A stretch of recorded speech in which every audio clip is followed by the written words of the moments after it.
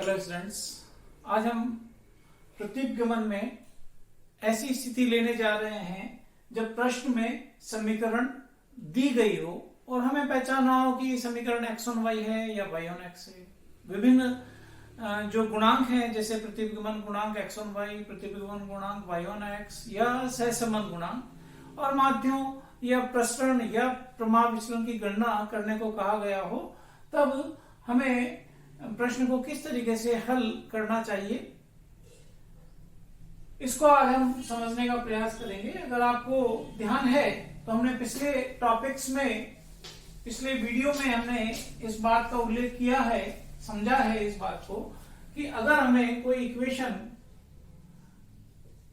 y on x compute हमने की है, मान ले कि y is equal to 0.5 x plus 4। अगर ये इक्वेशन इस रूप में है तो आप देख पा रहे हैं कि यहां पर y on x है तो y यहां पर है और x इस पक्ष में है बराबर के उस वाली साइड में। दूसरा, यहां पर y का जो गुणक है कुछ नहीं है का मतलब हमेशा 1 है। आप 1 को लिखे या ना लिखे, दिस इज 1y। ठीक है, यहां पर जो x है दूसरा वेरिएबल जिसको हम यहां पे कहेंगे कि इंडिपेंडेंट वेरिएबल है। इंडिपेंडेंट वेरिएबल का जो कोएफिशिएंट है, गुणक है, ये प्लस है 0.5। जब यहां गुणक 1 हो तब इंडिपेंडेंट वेरिएबल का जो गुणक है चिन्ह सहित विथ साइन पॉजिटिव और नेगेटिव, ये जो है ये कहलाता है regression coefficient y on x। इसको अपन कैसे लिखते हैं? y ऑन x को y पहले और x बाद में चिन्ह सहित। जैसे ये चिन्ह आया, हमें एक चीज और साथ में पता चलती है कि जो दूसरा रिग्रेशन कोएफिशिएंट होगा इस प्रश्न में वो भी धनात्मक होगा। तीसरी और बात पता चलती है कि रिग्रेशन कोएफिशिएंट दोनों धनात्मक हैं और कोरिलेशन कोएफिशिएंट जो इनके आधार पर ज्ञात किया जाता है, दोनों का गुणा करके उस प्रोडक्ट का वर्गमूल निकाल के अंडर रूट लेकर, वो भी धनात्मक होगा। अगर ये ऋणात्मक होता तो दूसरा कोएफिशिएंट रिग्रेशन कोएफिशिएंट भी ऋणात्मक होता और कोरिलेशन कोएफिशिएंट भी ऋणात्मक होता। तो इस प्रकार से इक्वेशन को हमें पहचानना आना चाहिए। हमें एक बहुत महत्वपूर्ण बात मालूम है कि जो r है वो कैलकुलेट किया जा सकता है कैसे, bxy और by(x) के गुणनफल के वर्गमूल से। Product of the regression coefficient, find the product and take the root of that product value, it will be correlation coefficient.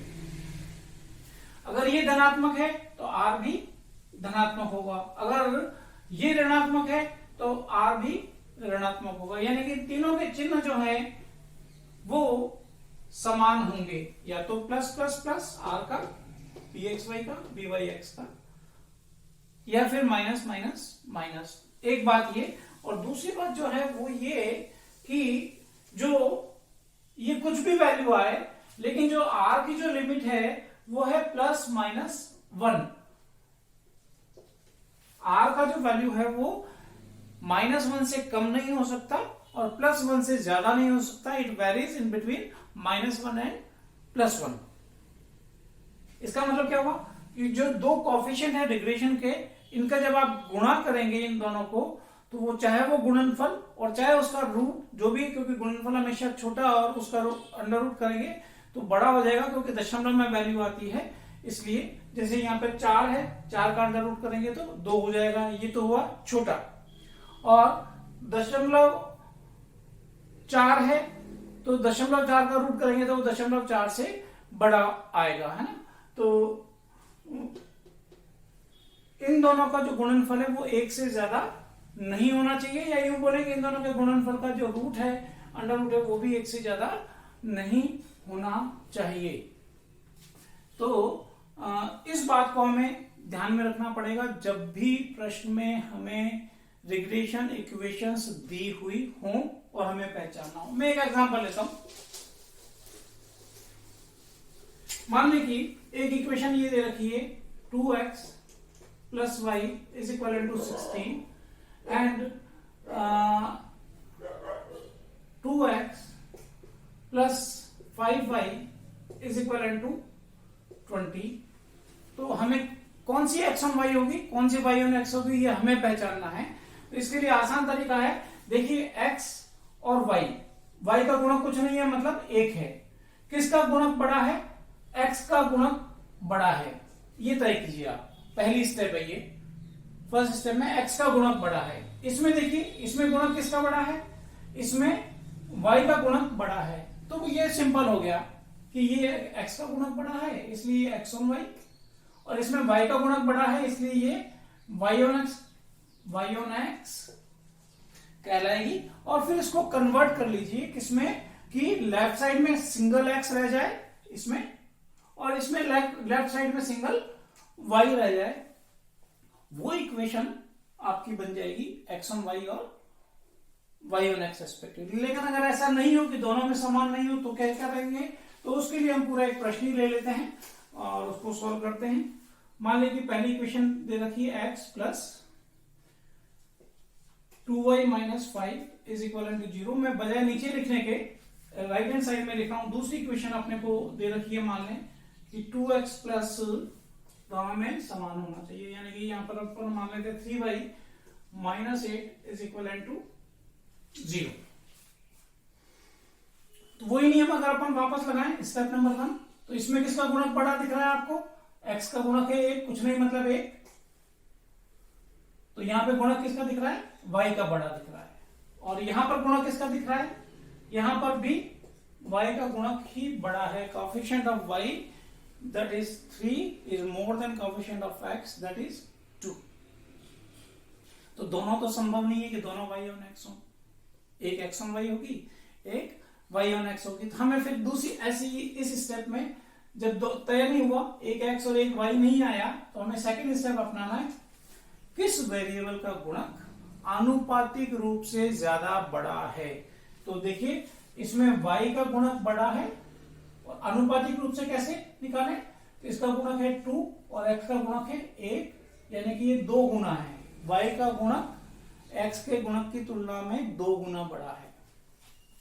ऐसे यहां पे निकालें, y का गुणक अगर अपन निकालें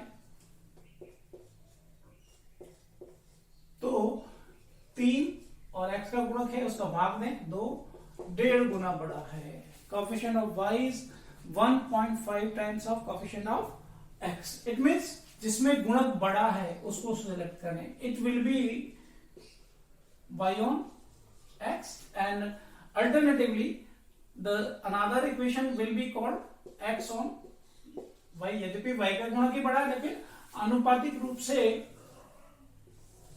ये स्मॉलर वैल्यू है in comparison of this bigger value. Higher value के लिए y on x ये हो जाएगी। तो ये सबसे पहले हम तय करें कि कौन सी y on x है। तो ये तय हो गया अपना, हम आगे बढ़ रहे हैं। अगर ये y on x है तो इसको y इक्वल्स टू के रूप में कन्वर्ट कर लीजिए। तो लेफ्ट साइड में रखिए 2y, राइट साइड में बाकी सब वैल्यू ट्रांसफर कीजिए। साइन चेंज होगा, देखिए ये प्लस है तो ये नेगेटिव हो गया, और ये माइनस है तो बराबर के उधर जाने पर ये पॉजिटिव हो गया। हमें सिंगल y चाहिए, y का गुणक केवल 1 चाहिए लेफ्ट हैंड साइड में। तो इस 2 का भाग पूरी इक्वेशन में अगर अपन दे दें इस प्रकार से, ये रूल एप्लीकेबल है। 2/2 माइनस x/2 प्लस 5/2। तो ये तो y रह जाएगा, और यहां पे माइनस 0.5x और ये 2.5। ये इस फॉर्म में आ गई जिस फॉर्म में इक्वेशन को y on x को होना चाहिए।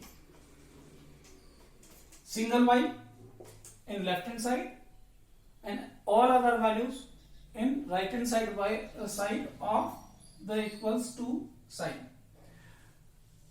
ऐसा आ जाने पर ये जो कोएफिशिएंट है ये कहलाएगा b/x, क्योंकि ये y on x आपने तय की थी, है ना। ये y on x थी तो yx 0.5। तो रिग्रेशन कोएफिशिएंट अगर अपने से पूछा होता तो y on x regression coefficient value is 0.5। We can write directly from the equation after converting that equation in this particular form. Similarly, we decided that this equation is our x on y because the coefficient of y is proportionately lesser than the first equation. तो इसको x on y के रूप में convert करना है, तो 2x left hand side में और बाकी सब राइट हैंड साइड में, बराबर के इधर जाएगा तो माइनस और ये इधर जाएगा तो प्लस हो गया। ये हमें चाहिए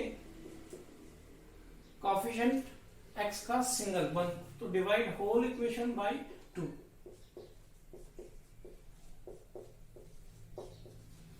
तो ये हो गया 1, जिसको अपन नॉर्मली x ही लिखेंगे, minus 1.5 y is equal two plus 4।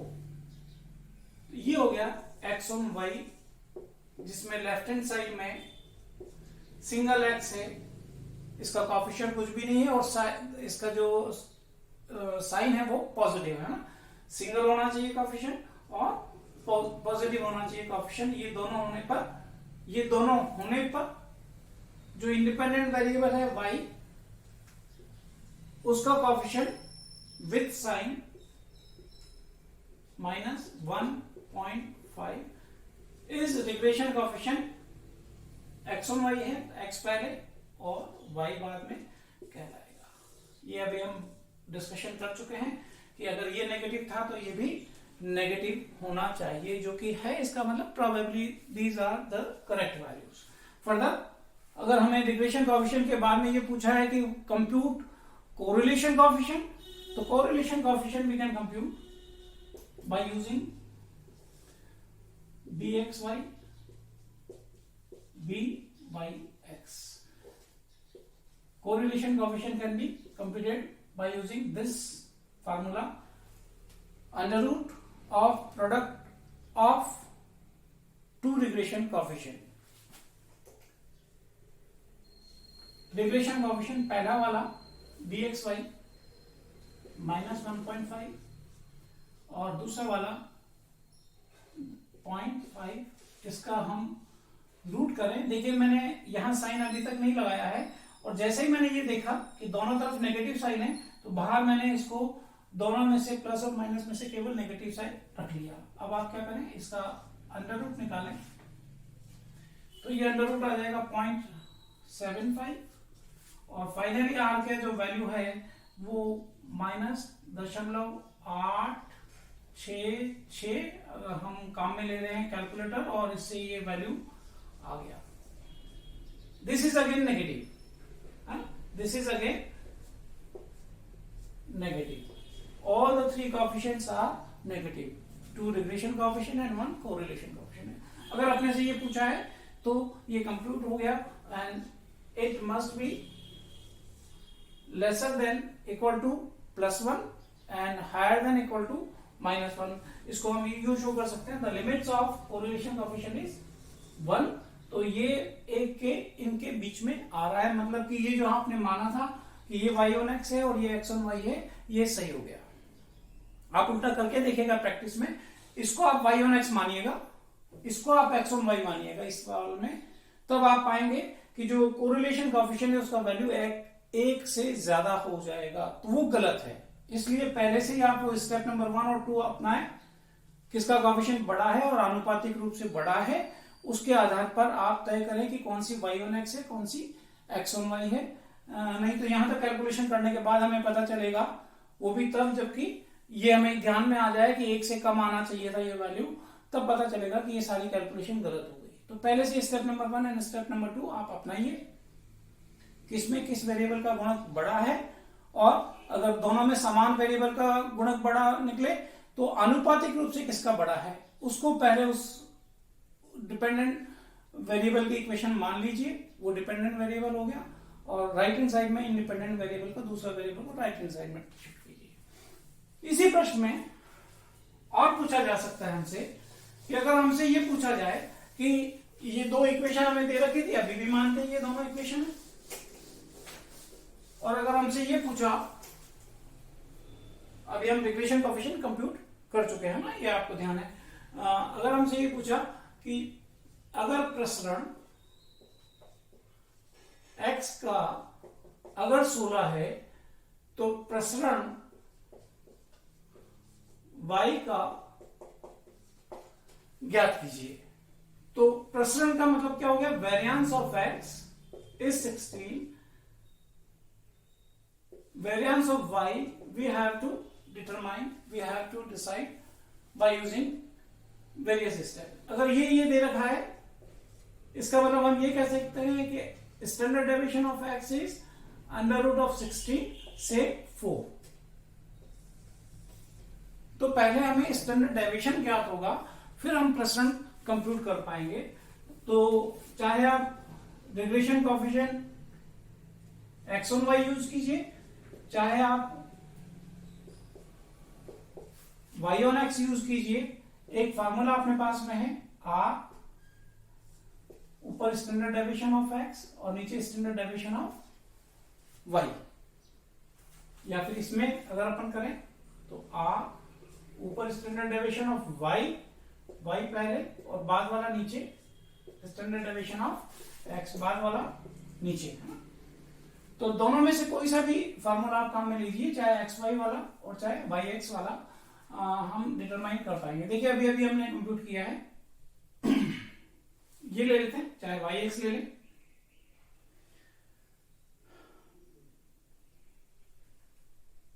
चाहे xy ले लें, जो भी आपको ठीक लगता है।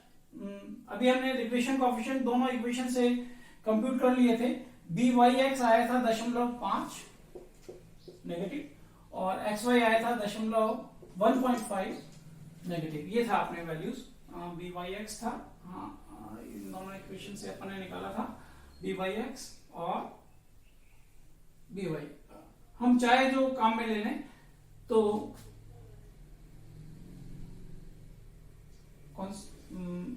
ये काम में ले लेते हैं, चाहे ये काम में लीजिए, दोनों से समान आंसर आएगा। ये काम में ले लेते हैं, तो -1.5 इज इक्वल टू r का वैल्यू था -0.866। Standard deviation of x indirectly given in question, we decided it is 4।